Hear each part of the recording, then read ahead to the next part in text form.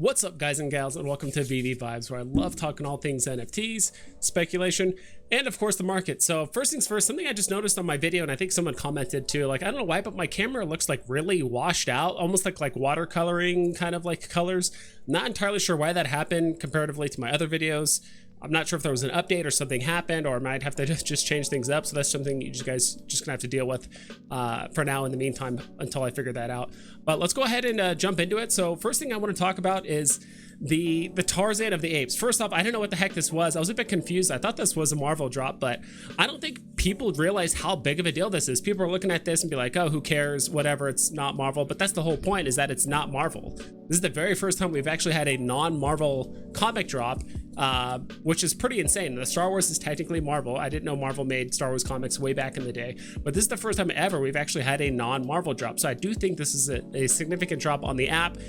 It's more of one of those Veve / NFT historical aspects of it, kind of like the first appearance of Watcher comic. I forgot the name of it off the top of my head, but there's a reason why the ultra rare is like more expensive than even the secret rare, because the very first time that Veve did a Veve exclusive cover. So is that comic in and of itself super popular? Not necessarily compared to some of the other ones that we have on the app, but it's super just significant on Veve because it's a first of its kind. Same thing here. So technically this Tarzan of the Apes is going to be the first non-Marvel comic drop that we've actually ever had on the app. So it's actually through Edgar R. Burroughs. Never heard of them before.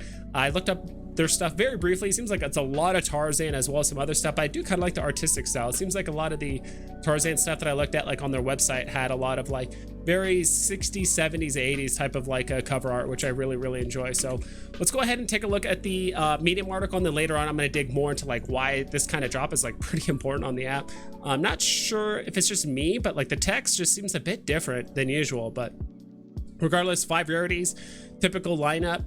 So this is basically, so this was actually published, I believe, through DC. So I guess technically this was through DC, but it's still an Edgar Burroughs comic for the most part. So I'm not gonna say all this information, but this is actually a pretty limited run. Only 15,000 editions, almost 16,000. So the common cover has 8,000, the uncommon has 4,500. The rare is just shy of 2,000, so it's 1972. That is the year that this comic came out. Ultra rare platinum cover of 1,000, and then the secret rare is actually really low, 2007. So, or it's not 2007, sorry, 207. So not entirely sure where they're getting these numbers. You know how David D always likes to have a lot of fun with the mint numbers, especially when it comes to comics and collectibles. So this 1021 or this 207, not entirely sure what that relates to directly. Maybe the 207 is the classic issue 207, and I'm sure if I was smart enough to figure it out, 1021 probably means something to somebody. But the covers look pretty interesting. So this reminds me of the classic covers that Veve's had in the very early days. So like Marvel Comics #1, New Mutants also as well, first appearance of Deadpool, kind of had this kind of cover selection where there's the normal cover, the black and white with like the colored title. This one actually looks pretty cool. I do like the gold cover. The gold cover is actually one of the more unique looking ones. I actually think in some ways the rare actually could do pretty well.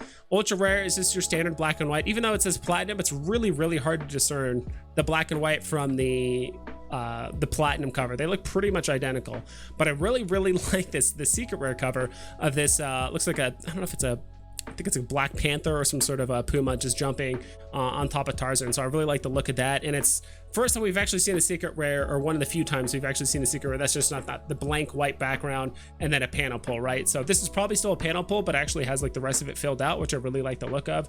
So yeah, I mean, this comic, I see no reason not to go for it. I know it's not Marvel, but it's the first time we've had a non-Marvel comic. How much are these going to go for in the secondary? I have absolutely no clue. The limited mint run does help it a lot. The fact that it's the very first time we've actually had a non-Marvel comic is going to make it, I think, a Veve significant drop, but it's not going to be probably very popular or apparent to maybe people that aren't familiar with like the Veve history or the kind of all the background stuff that's happened. So yeah, I'm gonna go for the drop. Hope you guys too. Good luck on it. It's about half the mints of the stuff that we've been usually getting, so it might be pretty difficult to either land it on drop or get a second comic during the drop as well. So yeah, that is gonna be June 3rd at 8 a.m. so usual time for comics. And then another reason why I wanted to talk about this, because again, this is the first time we've had a non-Marvel comic, so I think that this really opens the doors for all kinds of stuff like DC. I think Tarzan comic is technically DC, but not really.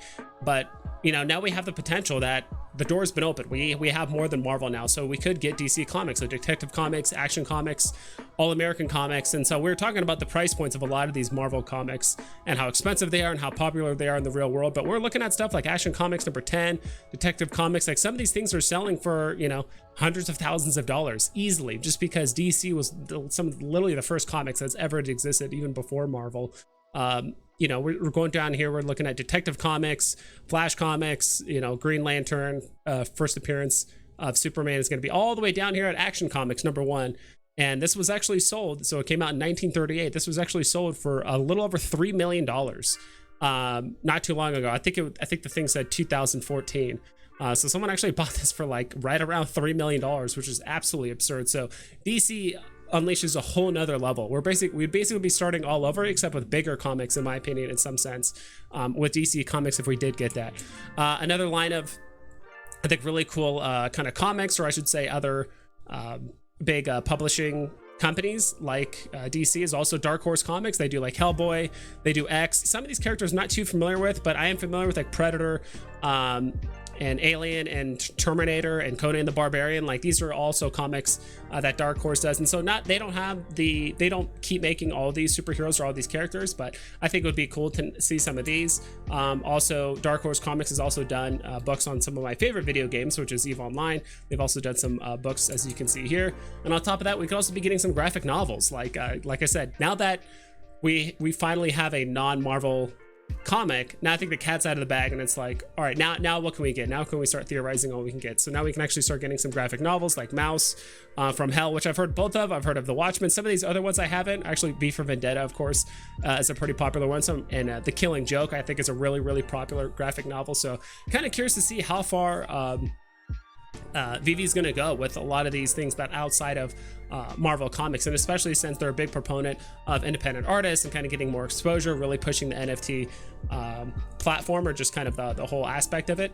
Really curious to see if they partner with more of these independent publishing companies, or things like Dark Horse Comics, or some of these graphic novels as well. So yeah, a lot of this stuff is kind of out of the realm of the stuff I understand, but it just kind of opens up a whole new aspect. And I know there's a ton of people that are fans of things like Watchmen or V for Vendetta, or certainly DC Comics as well. So yeah, that's pretty much it, guys. I'm wondering if you guys are going to go for the drop. I'm going for it. Might as well. It's only 7 gems if you land one. I'm not entirely sure. I kind of hope I get the rare or the secret rare. I really like the rare cover with the golden like plating and all that stuff on the front, and the secret rare looks really, really nice as well. So yeah, that's pretty much it. Hope you guys take care, and I'll catch you guys next time.